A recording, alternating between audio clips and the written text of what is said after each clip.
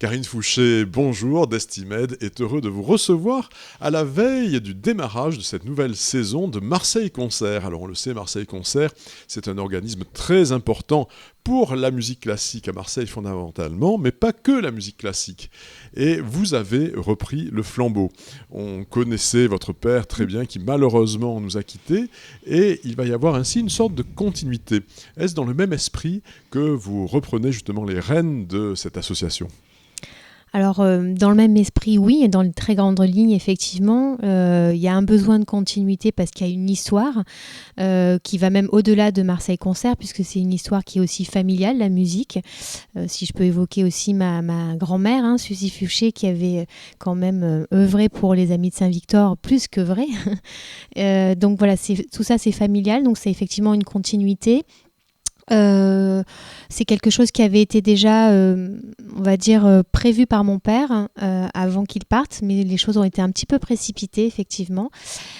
Et donc, on va effectivement garder des grandes lignes, comme rester à la Criée, qui a été quand même un partenaire de Marseille Concert pendant 10 ans, 10 belles années aux côtés de Macha Makayev et qui continue avec Robin Renucci. Donc, c'est un grand bonheur pour nous parce que c'est un lieu où on peut faire effectivement la musique classique, mais aussi d'autres musiques qui permettent au public de Marseille Concert de s'ouvrir et d'écouter, de regarder aussi.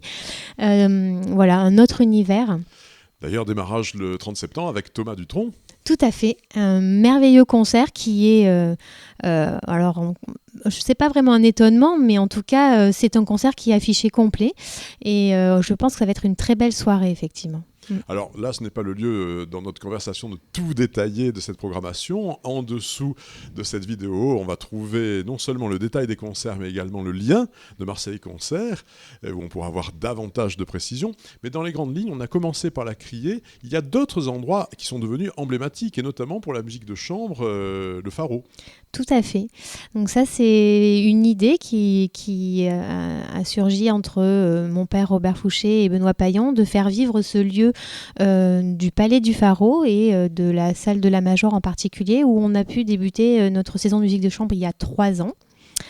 Et cette saison nous promet de beaux concerts, où nous avons donc cette saison 8 concerts au Palais du Pharo avec une vue merveilleuse en plus.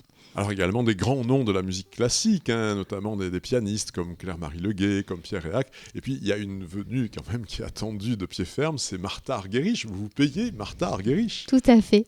Alors là, c'est plus un travail effectivement en co-réalisation avec l'opéra. Donc Claire-Marie Leguet fait partie des 4 dimanches matins que l'on fait au Grand Foyer de l'Opéra. Et Martha Argerich, oui, c'est un événement. En même temps, Marseille a le droit aussi d'avoir de très belles têtes d'affiche avec une pianiste dont on ne pourra que apprécier sa façon de jouer, effectivement. Alors, l'un des spécialistes de Martha Argerich, c'est Olivier Bellamy, qui maintenant fait partie de votre équipe. Tout à fait. Il a intégré l'équipe en décembre de l'année dernière et c'est avec lui que nous avons...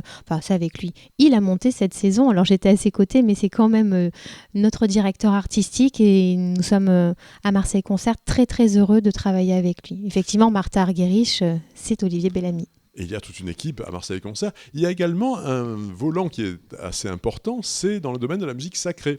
Oui. Avec Jean-Robert Cahin, qui est un ancien président de Marseille Concert et qui est resté pour justement concocter un peu des événements dans les églises. Tout à fait. C'est un autre pan de Marseille Concert qui est très important, les églises et aussi l'orgue. Et c'est vrai que Jean-Robert Cahin œuvre à nos côtés pour nous aider, pour aussi nous conseiller.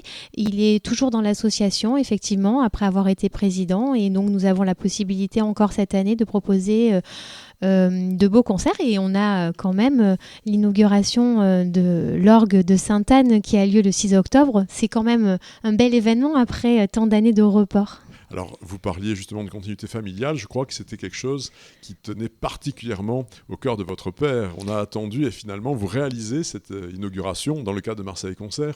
Exactement. C'était très important pour lui. Puis cette église, c'est notre église. On était tout proches.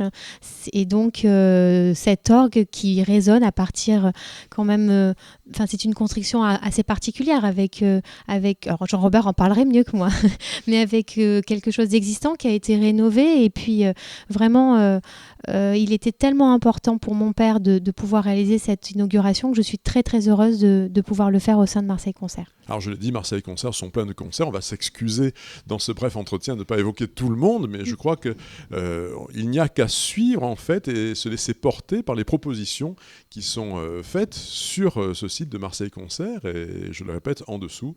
Donc un souhait peut-être pour cette saison, Karine Fouché ?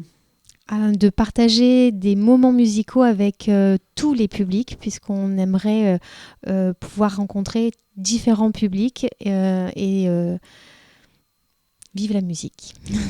Merci Karine Fouché d'être venue à l'école Arpeggione pour cet entretien à destination de Destimed. Et à très bientôt, puisque Destimed suivra de très près toutes ces très belles manifestations musicales. Merci à vous. À très bientôt.